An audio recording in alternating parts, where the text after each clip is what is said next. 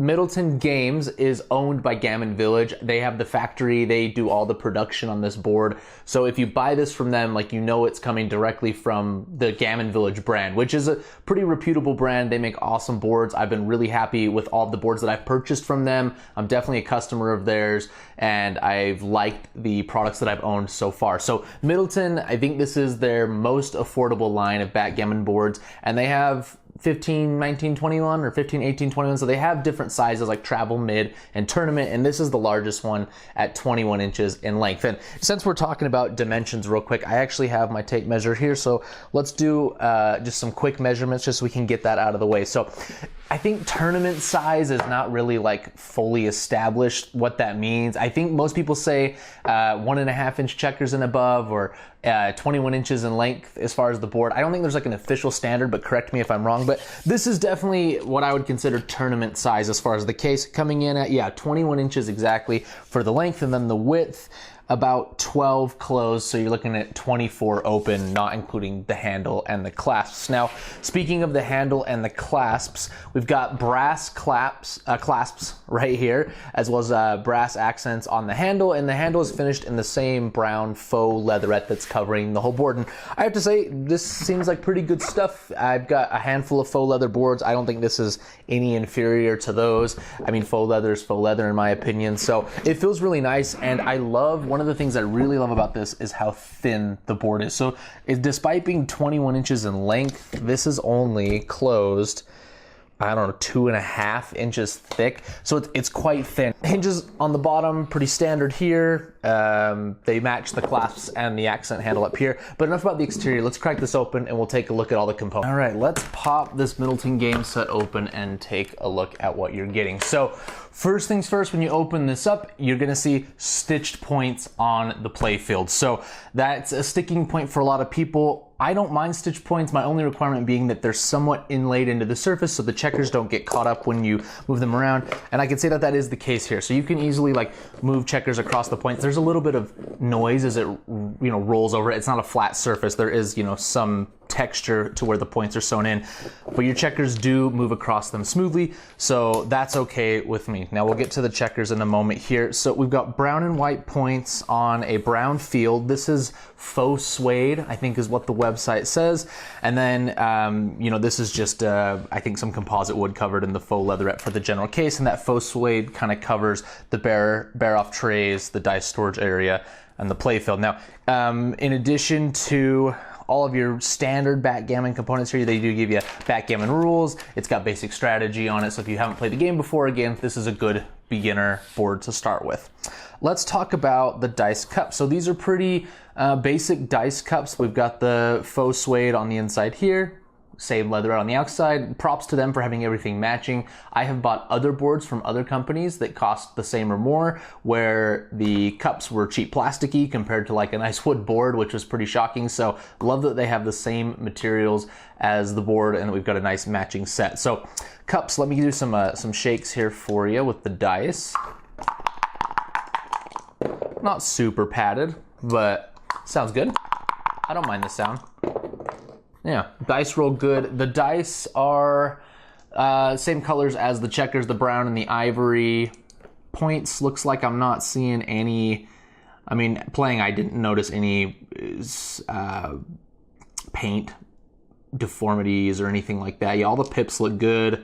I didn't really give these too close of a look. And yeah, these look really great. So no concerns with these. They're not precision dice, of course, but they roll good. They feel good. We'll do a couple more rolls in just a second. Doubling cube, little baby doubling cube. I know that's a sticking point for some people. Some people want those to be, to stand out a little more. It's practically the same size as your dice. So any suggestions for this board would be maybe we bump the size above the doubling cube just a touch, but it'll do. And honestly, a lot of beginners out there are not using a doubling cube, so you can always upgrade yours when you get to that point in learning the game. So doubling cube right here. The checkers are something I am quite impressed with. These are the same or very, very similar to the Silverman & Co. So they're the urea stone. They're pretty heavy. They've got that nice like clacky, like ceramic or porcelain sound to them when you hit them together. I really like that. Brown and ivory, good weight to them. And let's do some measurements on these. 1.5.